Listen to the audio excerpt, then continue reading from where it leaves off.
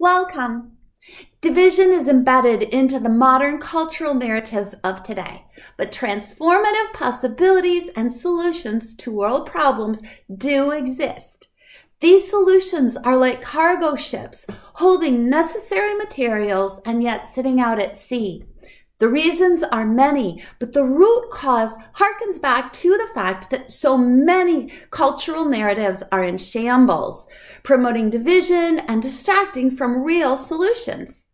This video is about problematic societal patterns and about our power and responsibility to access much needed solutions to bring love's cargo ships into our ports. The lighthouses must be turned on.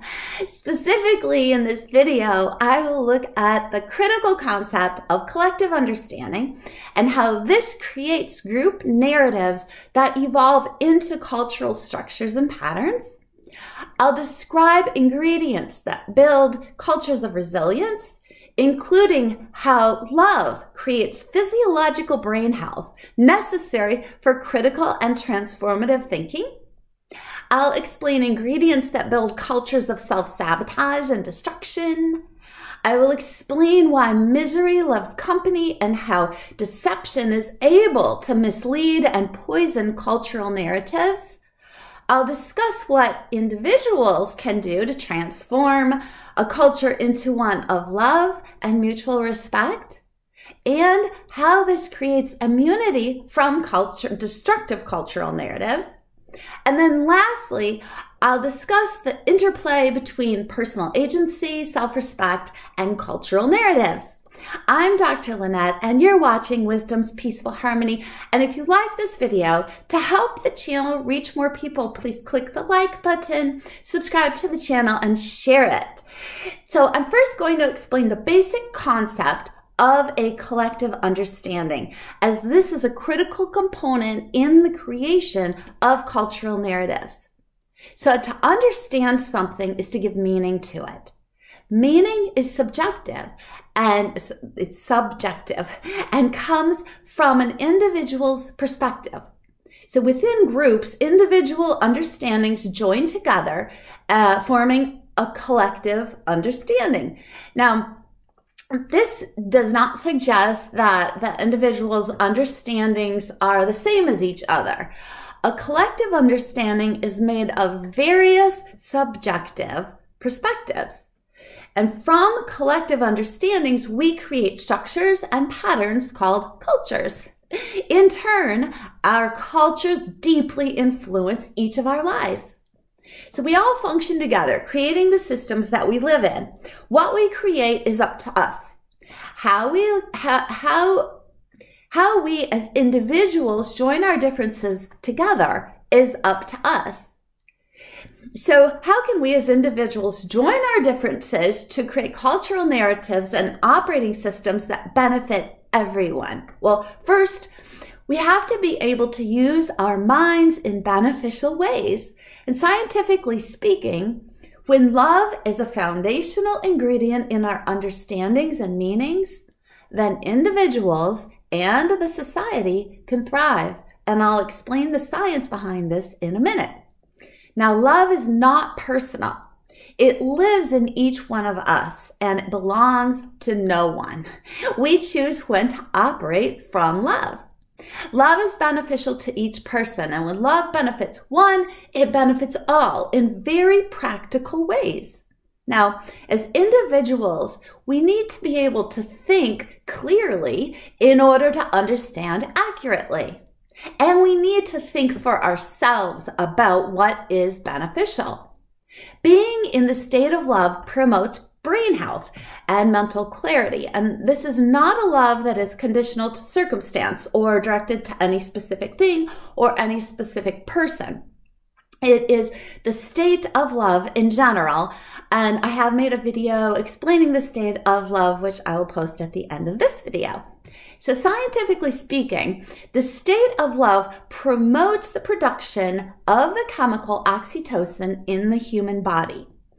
Evidence suggests that oxytocin made in the brain is not only healthy for functioning, for the functioning of your biological system, but it decreases anxiety and it downregulates behavioral and emotional reactivity to stressful experiences. This is important because we have to use our brains to create our understandings.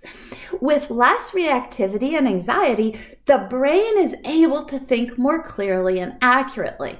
So specifically, the reason for that is that there is more ability when there's less anxiety and less reactivity, then there's more ability to utilize the parts of the brain that operate critical thinking, self-control, long-term thinking, and creative problem solving, along with other cognitive abilities. So evidence also suggests that the presence of oxytocin inhibits the production of some stress hormones and promotes the experience and expression of pleasant feelings.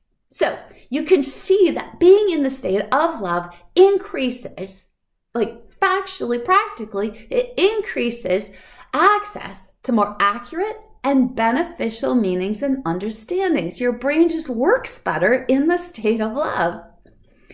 Now, these meanings and these understandings, when you're understanding things more accurately and clearly, you create more healthy and responsible connections.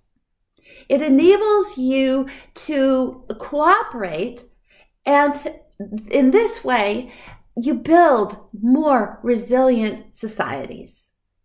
So it enables you to responsibly create healthy connections and cooperation that are necessary for building cultural narratives for a resilient society.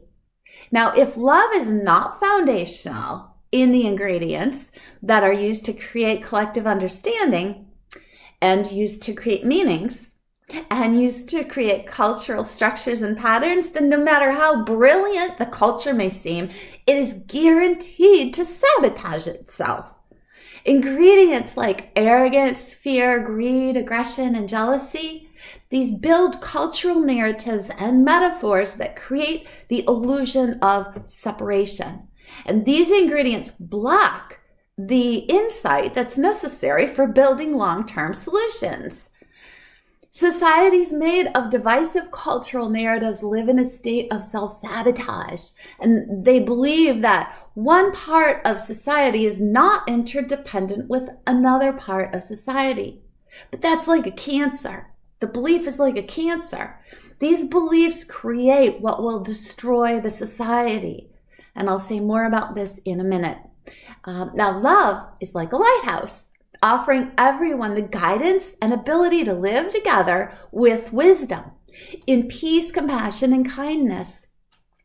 If we don't look towards love's lighthouse, then we find ourselves grouped together in the dark. It's our responsibility to infuse love everywhere, including and especially where we least see it. And if we don't, then people wander around in the dark listening to any voice that says, you need to be afraid of what you can't see, or if you could see, here's what you would see, or you need to adopt my thoughts. It is no wonder that people blindly follow deceptive narratives when there is no love being shown to them. Now, misery loves company. And if someone is wandering around in the dark, scared and helpless and powerless, is it any wonder that they will try to create a false narrative to gain the illusion of connection, control, and power?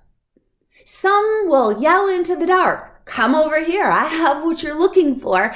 And in the darkness, people will try to find them and to follow them. And as long as deception is able to keep moving around in the dark, then people will keep chasing after it because they can't see, they don't know. So in the dark, people are unable to perceive their own power. The power of love cuts through this. It cuts through this darkness. When people can't see their own power, they give away personal agency and control, hoping someone else will be able to save them and tell them what to see. But love is a lighthouse. It's a lighthouse for our individual minds, and it gives us personal agency to see others in love's light. And we must be lighthouses for each other. We have to bring light into the darkness. And just as light waves are used as a physical instrument to sight, and sound waves are a physical instrument to hearing, your life creates waves. It's a physical instrument to signal others to see that their life is made of and embedded in the fabric of love. So assert yourself, assert your love. Signal to others with your love's light wave. It's your ability to see their love's light for them until they do too. Share what you're perceiving and understanding as you build your own life without judgment or division. This is your responsibility in creating collective understandings. Your waves of love echo forever. Be clear that it is no one's right to judge or resent anyone. This would be the opposite of love. Love is patient, and you can't put a time limit on another's arrival at the state of love. Now, cultural transformation, creating a culture of love's narratives, requires self-respect. Your life is your responsibility.